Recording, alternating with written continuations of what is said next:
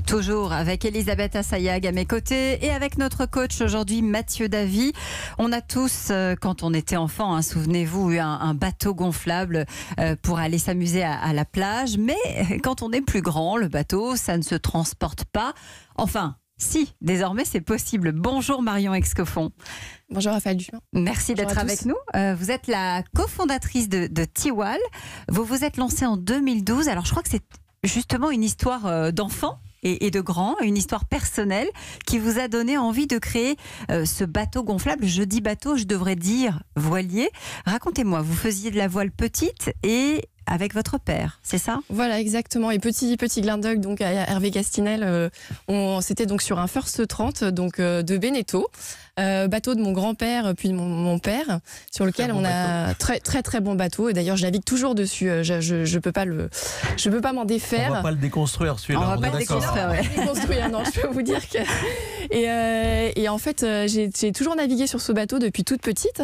Et puis un jour, j'ai eu envie de piquer le bateau de mon papa pour aller naviguer seul et prendre le large seul. Et il a pas voulu. Bah non, il a pas voulu. Je comprends maintenant que j'ai une fille. Je comprends pourquoi il a pas voulu que je parte seule en mer. Donc je lui ai demandé une première année, une deuxième année, une troisième année.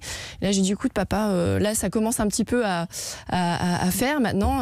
Puisque c'est comme ça, je vais faire mon bateau. Exactement. Puisque c'est comme ça, je vais dessiner mon propre bateau et le fabriquer moi-même.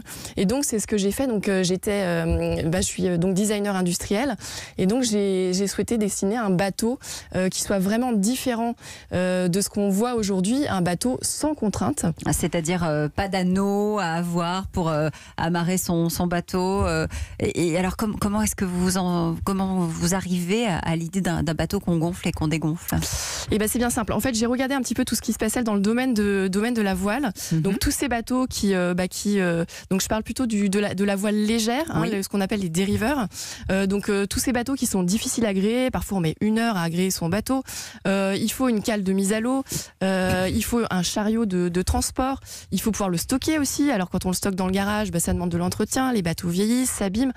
Et donc mon souhait c'était de dessiner un bateau vraiment sans contrainte, le bateau parfait en fait et un vrai bateau.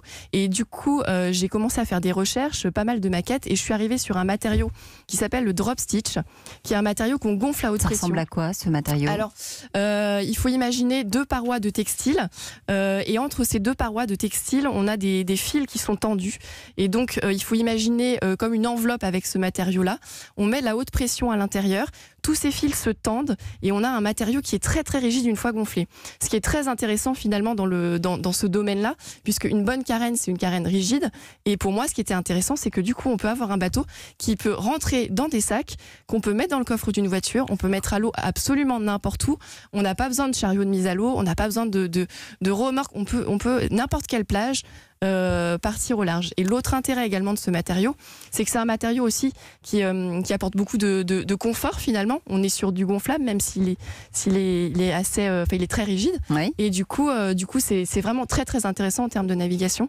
Et pour finir, c'est un bateau très simple. Il y a une taille, il y a plusieurs tailles. Alors, on est très très heureux de présenter là au Salon Nautique de Paris cette semaine le dernier bébé Tiwal qui s'appelle le Tiwal 2. Donc c'est un bateau Tiwal, c'est petite voile, hein, je suppose. Alors, écoutez, on peut l'entendre comme ça. Des Bretons.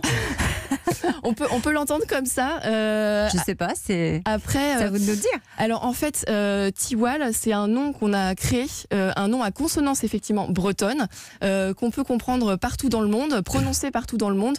Et notre objectif, c'était de remercier la Bretagne de nous avoir accueillis.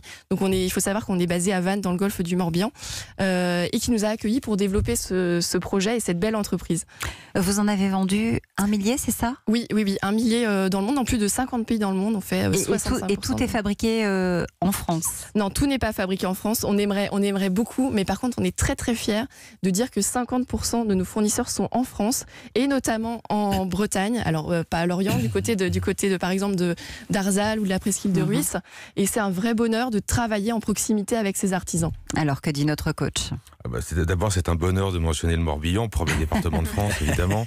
Bon point, et évidemment, bravo, parce parce que on est dans l'avenir pour le coup, véritablement. Et je me dis en vous écoutant tous que vous devriez travailler ensemble, parce que pourquoi pas des foils aussi gonflables là, qui viendraient surélever et feraient planer ces bateaux. Et puis peut-être que Bento va travailler avec vous pour faire évoluer aussi ces futurs bateaux.